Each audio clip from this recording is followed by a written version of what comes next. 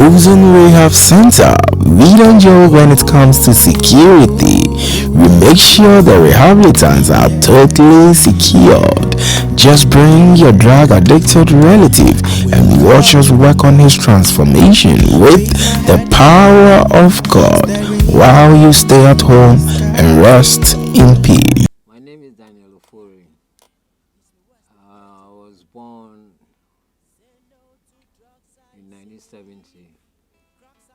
I started drugs as a result of a friend when we were going to take our results from Moscow in 1990.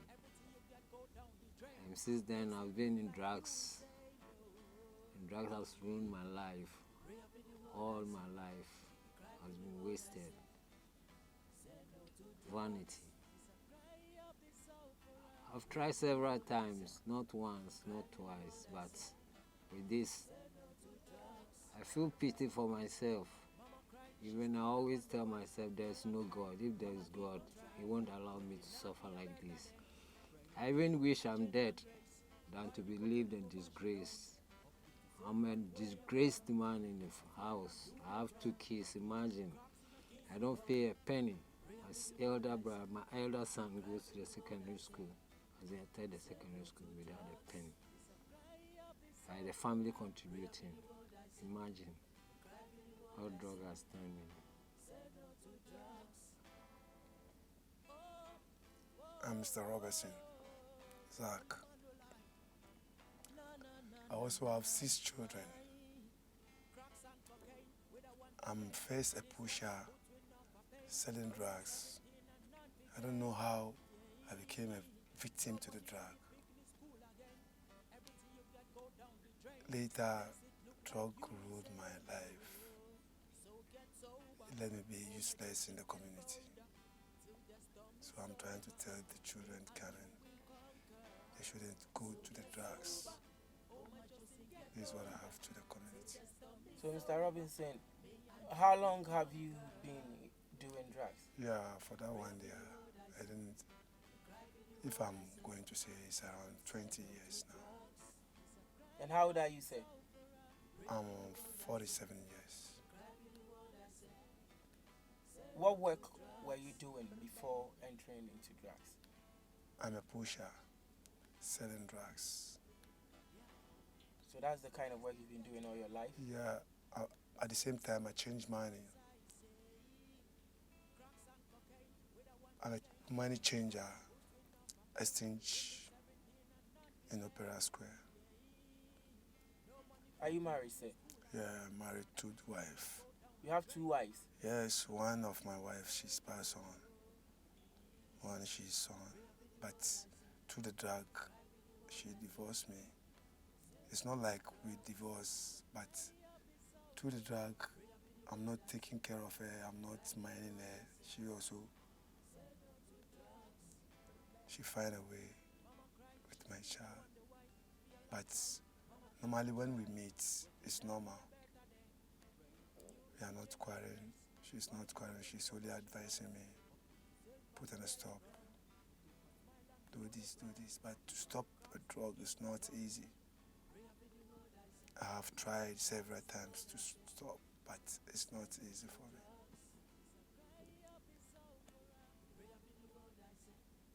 How about you, sir? How long have you been doing drugs? I told you I started drugs in 1990. 3 decades, 3 years since I started drugs. All my life. 30 years now. 33 years now. All my life. I told you when I completed school. Yes, in 1989 and 1990. Okay. Got into drugs through a friend. Okay. And that friend is now doing good. He has stopped drugs. He introduced me to drugs and now he has stopped drugs. And I'm still doing drugs. Imagine. When was the last time you saw him? It's about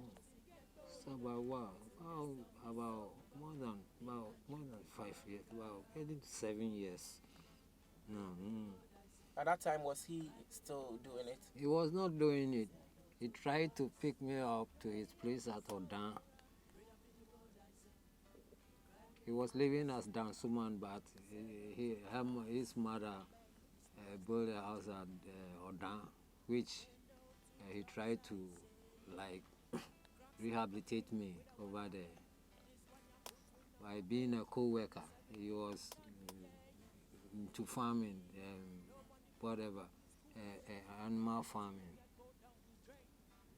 But I couldn't stay and came back. All my life has been wasted, and this time around it is going to be me and God. My life or I die. What was your dreams, your future plans? My future plans, I have a lot of future plans when I was a kid, when I was going to school, but it got faded out because of these drugs. What are some of them? I have a dream of, the dream of being successful in life, being a good marriage, taking care of your kids, having a house, car, whatever, building a company or whatever, even traveling outside. And Did you had any profession in mind? a profession in mind, I had a profession in mind, so many. I just started it when I completed school, and I never jumped into any work that I dreamt about. And It's a pity, boy. If I say I'll say more, I don't know. by then, your family, especially your parents, didn't they notice changes? They notice changes, but with drugs, you are doing it. You go out and buy. They are not buying it for you. You go out and hustle. At times you go even and you never come back home. You stay in the ghetto till, some months before you even come back. I was in the ghetto when they came at the outreach there, when I was 30. I've stayed here for about 2 weeks without going home. Imagine Achimota and St. John's, CDFC, Domi Estate. That's where I stay. Even if I don't have love, I can walk and go home every night. But because of drugs, I just stayed in the ghetto. Brother, drug, if you know somebody who has started it, better take him to a rehab.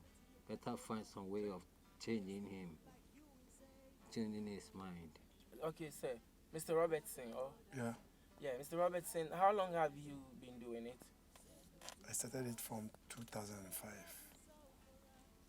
That time I have my own cars, my own houses, but now it's only one house remaining. What happened? Through the drugs. How did you acquire those properties? Yeah, that time I'm a businessman doing business, doing well, looking care of my children, taking care of my children very well. But being smoking, I became a fool. Even everything I got, I put it into the drugs pack. I don't know why. I don't know why. Do you believe it is possible for an addict to change? Yes, I believe. I believe. How about you, sir? Yes, this time no more. I'm not going back to drugs. Either I die or I go back to drugs. Then I better die. What do you Going mean back by- to drugs, Mm. I better die. Going back to drugs will cause your death. No, if I'm going to drugs again, then I'll just die. What do you mean by you just die?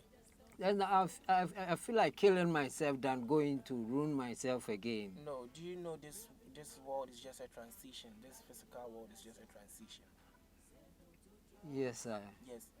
So whatever you do on earth, the other life you pay for it.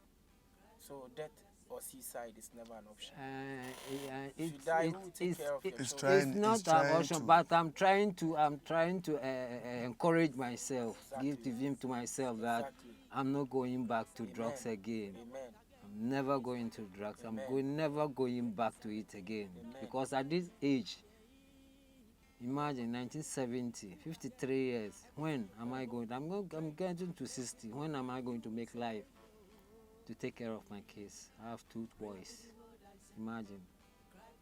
What one thing have you lost in your line of addiction that you really, really regretted? I've lost my wife. I've lost my second born. The wife took away my second, but I loved him so much. But the girl took the boy away with her. Though they used to visit us, but once he's not with me, I know the boy will give his out to the mom, and that hurts me a lot. That hurts me a lot. How about you, Mr. Robertson? Yeah, same to me. I also lost my first wife and my second wife to this addiction. My first wife, she passed on. I don't know whether she's feeling for me through the feeling that's killed her or what. You know, I'm a Muslim, so we Muslims, we know when God gives, it takes. But through what is happening, I know she also feel the pains. So I ask forgiveness from God. God forgive me. What will you, God forbid, if you ever see your son trying to, go into even cigarettes or weed or whatever, what will you do? You know, it's very difficult to put a stop to them. Why? Because they won't do it in front of you. Somebody like me, before I'm holding my own self, doing my own thing, like joke, like praying, I became an addicted. I don't know, it's going to create this very big shame to me. So, sir, will you say drugs is sweet or bitter? Drugs is sweet more than honey, but hurts a lot. If drugs is not sweet like honey, it wouldn't have sent us far this way.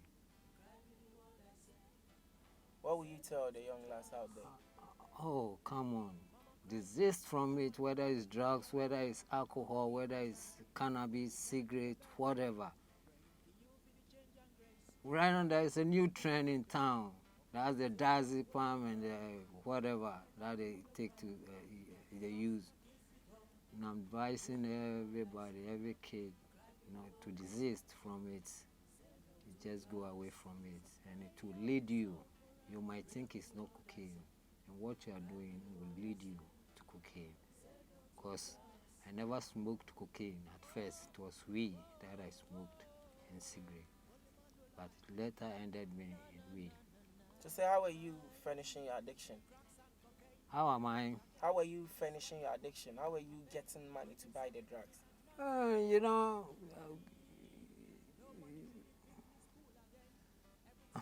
Did you ever venture into stealing, robbery, conning? Conning at times, but I never ventured into stealing. By stealing outside, I would rather take something from home that maybe to put me to shame. And it has cost me a lot, disgraced me so many a times, because going to steal outside to be caught and beaten and killed, end you into prison. Then I'll take something from my house. That's what I do when I'm very in need of it, seriously. But today I've ended up disgracing myself in the family. And this time I want to show all the family that I'm a potential man. I have a potential mind, which I'm going to exhibit it then. So, Mr. Robertson, how are you? How will you finish your addiction? Yeah, I also do conning and also in Opera Square. Everybody knows me. I'm a popular man. They know me. A rich man tend to a poor man. Even when I'm working, when I'm going to turn my back, some people pointing their hand behind me. So I'm also advising the children, don't go into drugs. Don't do drugs. I became a rich, popular. Now I'm down. So I'm advising the children. Mr. Robertson, do you think it's karma? I don't know. I don't know whether